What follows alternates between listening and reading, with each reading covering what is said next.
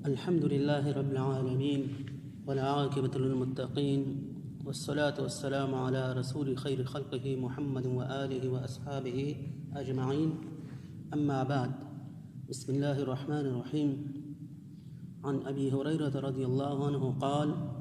سئل رسول الله صلى الله عليه وسلم: أي الناس أكرم؟ قال: أكرمهم عند الله أتقاهم. حضرت ابو ہریرہ رضی اللہ عنہ روایت کرتے ہیں کہ نبی کریم صلی اللہ علیہ وسلم سے پوچھا گیا کہ یا رسول اللہ، لوگوں میں سب سے زیادہ مکرم کون ہے؟ یعنی معزز، مکرم، باعزت کون ہے؟ فرمایا جو ان میں سب سے زیادہ متقی ہو۔ اس حدیث میں تقوی کی فضیلت کے بارے میں بیان ہوا ہے۔ نبی کریم صلی اللہ علیہ وسلم فرماتے ہیں کہ اللہ کے ہاں سب سے زیادہ معزز، مکرم، باعزت شخص وہ ہے جو بہت زیادہ متقی ہو، تقوی رکھتا ہو، پرہیزگار ہو۔ تقوی کے کیا معنی ہیں؟ تقوی کے معنی ہیں، آسان معنی جو ہے وہ یہ ہے کہ نفس کو برائیوں سے بچانا۔ یہ تقوی کا معنی ہے، نفس کو برائیوں سے بچانا۔ یعنی جب بھی گناہ کا شوق پیدا ہو، گناہ کے اسباب میسر اور مہیا ہوں، تو اپنے آپ کو گناہ سے بچانا اور اللہ تعالیٰ کی رضا اور اس کا خوف دل میں لانا کہ مجھے قیامت کے دن پیش ہونا ہے، مجھے قبر میں جانا ہے، مجھے مرنا ہے، وہاں حساب کتاب دینا ہوگا۔ تو اللہ کے حضور جب ہم کھڑے ہوں گے تو پھر ان کو کیا جواب دیں گے اگر ہم نے یہ گناہ کر دیے؟ تو اپنے نفس کو بچانا گناہ سے، اور وہ جو گناہ کے اسباب ہوں ان سے دور رہنا، ان کو ختم کرنا، یہی تقوی اور پرہیزگاری ہے۔ جس طرح سورہ نازعات میں اللہ تعالیٰ کا ارشاد ہے: وَأَمَّا مَنْ خَافَ مَقَامَ رَبِّهِ وَنَهَى النَّفْسَ عَنِ الْهَوَىٰ، کہ وہ شخص جو اللہ کے حضور کھڑے ہونے سے ڈرا، حساب کتاب کا خیال لا کر وہ اللہ تعالیٰ سے ڈرا کہ مجھے تو حساب کتاب دینا ہے، اللہ کے حضور پیش ہونا ہے، یہ گناہ کر کے پھر میں کیا جواب دوں گا جب اللہ کے ہاں، جب میں حساب کتاب کے لیے میں وہاں کھڑا ہوں۔ وَنَهَى النَّفْسَ عَنِ الْهَوَىٰ، اور برائیوں سے، ناجائز خواہشات سے اپنے نفس کو روکے، تو یہی شخص متقی اور پرہیزگار ہے۔ اس لیے نفس اور شیطان کی ہر وقت یہ کوشش رہتی ہے کہ انسان کسی بھی حال میں یہ متقی، پرہیزگار نہ بنے، اس کے دل میں اللہ تعالیٰ کا خوف اس کے دل سے نکل جائے، اور وہ جو کچھ بھی اس کے دل میں آئے وہ کرتا پھرے، خواہ اسے معلوم ہو کہ یہ گناہ ہے یا نہ ہو، معلوم ہوتے ہوئے بھی یہ گناہ کرے اور معلوم نہ ہوتے ہوئے بھی یہ گناہوں کے سمندر میں جا ڈوبے۔ یہی شیطان کی محنت ہے، اور یہی محنت وہ نفس پر بھی کرتا ہے اور انسان کو گناہوں میں مبتلا کر دیتا ہے۔ جس طرح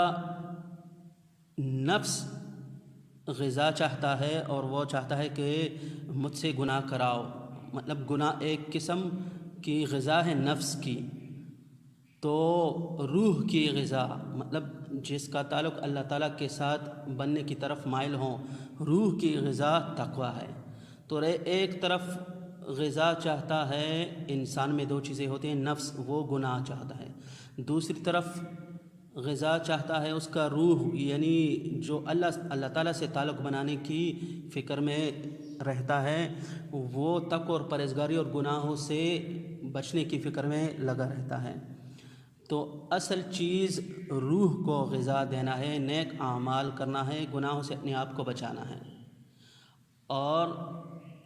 محنت یہ کرنی چاہیے کہ گناہوں سے اپنے آپ کو بچائیں، خواہ نیکیاں کم کیوں نہ ہوں، نیکیاں کم ہوں، بس صرف فرائض کی پابندی ہو، جو اللہ تعالیٰ کے فرض احکامات ہیں، جو لازم احکامات ہیں۔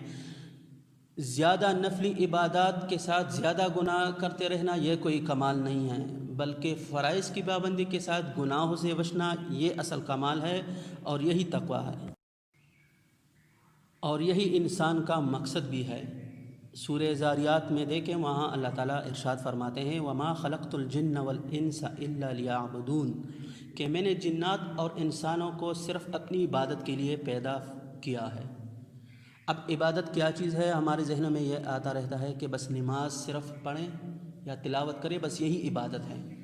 حالانکہ یہ عبادت ہے لیکن صرف یہی عبادت نہیں ہے، صرف یہی عبادت نہیں، یہ عبادت ہے لیکن صرف یہی عبادت نہیں ہے۔ عبادت کی اصل تعریف اور ڈیفینیشن یہ ہے کہ اپنی پوری طاقت، اپنی مکمل طاقت اللہ تعالیٰ کی فرما برداری میں صرف کرنا، لگانا، یعنی اللہ تعالیٰ کی فرما برداری کی فکر کرنا اور اللہ تعالیٰ کے خوف اور بڑائی عظمت کے پیش نظر نافرمانی سے دور رہنا۔ اللہ تعالیٰ کے خوف بڑائی کے پیش نظر نافرمانی سے دور رہنا، اللہ تعالیٰ کے رضا والے اعمال کرنا اور اللہ تعالیٰ کی ناراضگی سے بچنا، یہی عبادت ہے۔ خواہ وہ نماز ہو تو یہی نماز عبادت ہے، تلاوت ہو تلاوت عبادت ہے۔ کسی موقع پر اپنے آپ کو غصہ سے کنٹرول کرنا اور یہ سوچنا کہ اگر میں کچھ زبان سے میں کچھ بولوں گا تو میرے زبان سے کہیں اللہ تعالیٰ کے ناراضگی والے الفاظ وہ نہ نکل جائیں، اپنے آپ کو روکے رہنا، یہی عبادت ہے۔ بغض کینہ سے اپنے آپ کو بچانا، دل صاف رکھنا، یہی عبادت ہے۔ تو جتنے بھی مواقع ہوں گے اللہ تعالیٰ کے رضا والے اعمال وہ عبادت ہوں گے، اور جتنے بھی ایسے مواقع ہوں گے جہاں ہم اللہ تعالیٰ کی نافرمانی سے اپنے آپ کو بچائیں، یہی عبادت ہے۔ اصل عبادت کی ڈیفینیشن یہی ہے اور یہی اصل تقویٰ ہے۔ اس وجہ سے تو اللہ تعالیٰ ارشاد فرماتے ہیں، آیت میں نے آپ کو ابھی تلاوت بھی کی کہ وَمَا خَلَقْتُ الْجِنَّ وَالْإِنسَ إِلَّا لِيَعْبُدُونَ، کہ میں نے جنات و انسان کو صرف اپنی عبادت کے لیے پیدا کیا ہے۔ کیا مطلب؟ وہ اللہ تعالیٰ کے رضا والے اعمال میں لگے رہیں گے اور اللہ تعالیٰ کی ناراضگی سے اپنے آپ کو بچائیں گے، تو یہ عبادت گزار لوگ ہوں گے، یہی متقی و تقویٰ دار لوگ ہوں گے، یہی پرہیزگار لوگ ہوں گے، اور یہی انسان کی زندگی کا مقصد ہے، عبادت۔ اللہ تعالیٰ فرماتے ہیں کہ آپ کی زندگی کا مقصد کیا ہے؟ آپ کی خلقت، آپ کی پیدائش کا مقصد عبادت ہے۔ الا لیعبدون، آپ کو پیدا ہی اس لیے کیا ہے کہ آپ عبادت کریں گے، یعنی آپ اللہ کی رضا والے اعمال میں لگیں گے، گناہوں سے اپنے آپ کو بچائیں گے، اپنے نفس کو بار بار یہ مخاطب کریں گے کہ میں کب تک گناہ میں کرتی رہوں گی، یا جو بھائی مسلمان بھائی ہوں وہ یہ کہیں گے کہ میں کب تک اس گناہوں میں اپنے آپ کو مبتلا کرتا رہوں گا، آخر میں نے حساب کتاب دینا ہے، روز قیامت کو میں نے پیش بھی ہونا ہے، قبر میں بھی جانا ہے، مجھے موت بھی آنی ہے، میں نے مرنا ہے، وہاں قبر کے وحشتناک مناظر سے اپنے آپ کو بچانا ہے، اور قیامت کے دن بھی کامیاب ہونا ہے، اس دنیا میں بھی چین و سکون حاصل کرنا ہے، بے چینی سے دور رہنا ہے۔ جب اللہ تعالیٰ کی ناراضگی والے اعمال میں کروں گا تو اللہ تعالیٰ عذاب نازل فرمائیں گے، لیکن عذاب صرف اس کو نہیں کہتے کہ آسمان سے پتھر وہ برسا دیں یا کوئی آگ نازل کر دیں آسمان سے، نہیں، عذاب کی ایک صورت یہ بھی ہے کہ مسائل پیدا ہو جائیں گے، ٹینشن، ڈپریشن اور بے چینی، بے سکونی پیدا ہو جائے گی، تو میں کیوں اپنے آپ کو گناہ میں مبتلا کروں، کیوں اپنے خالق، اپنے مالک، اپنے رازق کو ناراض کروں کہ تقوی اور پرہیزگاری سے دور رہوں اور گناہ میں مبتلا ہو جاؤں، گناہوں کے سمندر میں ڈوب جاؤں؟ ایسا نہیں ہو سکتا، میں اپنے خالق، اپنے مالک کو ناراض نہیں کر سکتا، میں متقی پرہیزگار بننا چاہتا ہوں یا چاہتی ہوں، میں اللہ تعالیٰ کو ناراض نہیں کروں گی۔ ہر خاتون اور ہر مرد، ہر مسلمان مرد کو بار بار اپنے نفس کے ساتھ یہی مباحثہ اور یہی مراقبہ کرنا چاہیے۔ یہی وجہ ہے کہ جب حضرت عمر فاروق رضی اللہ تعالیٰ عنہ نے حضرت ابی بن کعب رضی اللہ تعالیٰ عنہ سے یہ سوال کیا، یہ پوچھا کہ تقویٰ کسے کہتے ہیں، تو حضرت ابی بن کعب رضی اللہ تعالیٰ عنہ نے ایک مثال سے سمجھایا، آسان سی مثال دے دی کہ اے امیر المؤمنین رضی اللہ عنہ، کیا کبھی کسی خاردار راستے سے آپ کا گزر ہوا ہے، جہاں خاردار وہ جڑی بوٹیاں ہوں، پودے ہوں، ارد گرد درخت ہوں، آپ کا گزر کبھی ایسے راستے سے ہوا ہے؟ تو حضرت عمر فاروق رضی اللہ تعالیٰ عنہ نے فرمایا کہ بالکل ہوا ہے۔ تو حضرت ابی بن کعب رضی اللہ تعالیٰ عنہ نے سوال کیا کہ آپ اس وقت کس طرز عمل سے اور کس کیفیت سے گزر رہے تھے اس راستے سے جہاں بالکل قریب قریبی خاردار وہ جھاڑیاں اور درخت یا اس طرح کے پودے تھے۔ تو حضرت عمر فاروق رضی اللہ عنہ نے فرمایا کہ اس موقع پر خود کو اور اپنے کپڑوں کو سمیٹ کر بڑی احتیاط سے چلا ہوں کہ کہیں دامن کانٹوں سے نہ الجھ جائے۔ تو تب حضرت ابی بن کعب رضی اللہ عنہ نے عرض کیا کہ حضرت یہی تو تقویٰ ہے، یعنی فتنہ فساد کے دور میں، گناہوں کے دور میں اور گناہوں کے اسباب کے موجود ہوتے ہوئے بھی بڑی احتیاط سے اس سے اپنے آپ کو بچانا اور اللہ تعالیٰ کی رضا کے لیے نفس کو دبانا اور اپنے خواہشات ترک کرنا صرف اللہ کی رضا کے لیے اور روز قیامت سے ڈرنے کی خاطر، اللہ تعالیٰ کی رضا کی خاطر اپنے آپ کو نیکیوں پر چلانا اور گناہوں سے بچانا، یہی تقویٰ ہے۔ بعض لوگوں کو ایک شیطانی وسوسہ یہ بھی آتا ہے کہ آج کل تو فتنہ فساد کا دور ہے، تقویٰ بہت مشکل کام ہے، تقویٰ پرہیزگاری، مطلب ان کے دلوں میں ایسے وسوسے آتے ہیں کہ آسان سے آسان کام بھی مشکل بنا دیتے ہیں، شیاطین بنا دیتے ہیں، اور مشکل کام تو ویسے بھی مشکل بنا دیتے ہیں۔ تو اگر تقویٰ پرہیزگاری کوئی مشکل کام مطلب ہوتا تو اللہ تعالیٰ قرآن پاک میں بار بار آیات نازل نہ فرماتے۔ سورہ بقرہ میں اللہ تعالیٰ فرماتے ہیں لا یکلف اللہ نفسا الا وسعها، کہ ہم کسی بھی نفس، کسی بھی انسان یا جن پر، کسی بھی انسان پر اس کے برداشت سے زیادہ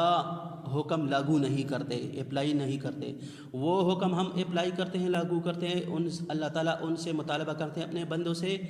جو وہ کر سکتے ہیں۔ تو اگر کوئی یہ کہے کہ یہ بہت مشکل کام ہے تو مشکل کام نہیں ہے۔ اگر مشکل کام ہوتا تو اللہ تعالیٰ آیات نازل نہ فرماتے، مطلب اللہ تعالیٰ بندوں کو مشکلات میں پنسانا نہیں چاہتے۔ تو یہ ایک شیطانی وسوسہ ہے، اس کے لیے صرف ہمت اور عزم کرنی چاہیے کہ جو بھی ہو بس میں نے اپنے اللہ کو ناراض نہیں کرنا۔ قرآن پاک میں ارشاد ہے سورہ اعراف میں ان الذین اتقوا اذا مسهم طائف من الشیطان تذکروا، کہ جو لوگ متقی پرہیزگار ہیں، اللہ تعالیٰ سے ڈرتے ہیں، انہیں شیطان کی طرف سے جب کوئی گناہ کا خطرہ لاحق ہوتا ہے تذکروا، تو وہ فوراً اللہ تعالیٰ کی یاد میں لگ جاتے ہیں، اللہ تعالیٰ سے مدد مانگتے ہیں، روز قیامت کا سوچ لا دیتے ہیں، موت کا آنا، قبر میں جانا، وہاں حساب کتاب سب کچھ، سوالات کے جوابات دینا، وہ یہ خیالات لاتے ہیں، اللہ تعالیٰ کو یاد کرتے ہیں اور اپنے آپ کو گناہوں سے بچاتے ہیں۔ کوشش کرنی چاہیے کہ ہر قسم کے گناہ سے اپنے آپ کو بچانا چاہیے۔ یہ 2-4 دن کی زندگی ہے، یہ گزر جائے گی، اپنے اللہ کو راضی کرنا چاہیے، اور کبھی بھی اپنے پیارے خالق، مالک، رازق، ماں سے زیادہ محبت کرنے والی ذات کو ناراض نہیں کرنا چاہیے۔ آج کل ہر انسان تقریباً وہ ہوشیار ہے، عقل مند ہے، وہ گناہ اور ثواب کے کام بہت اچھی طریقے سے وہ سمجھ لیتا ہے۔ تو جو بھی گناہ ہو اس سے اپنے آپ کو بچانا چاہیے، گناہ کے جو اسباب ہوں اسے ختم کرنا چاہیے، اس سے دور رہنا چاہیے، اللہ تعالیٰ کی رضا تلاش کرنی چاہیے، یہی ہمارا مقصد ہونا چاہیے۔ وآخر دعوانا ان الحمد للہ رب العالمین۔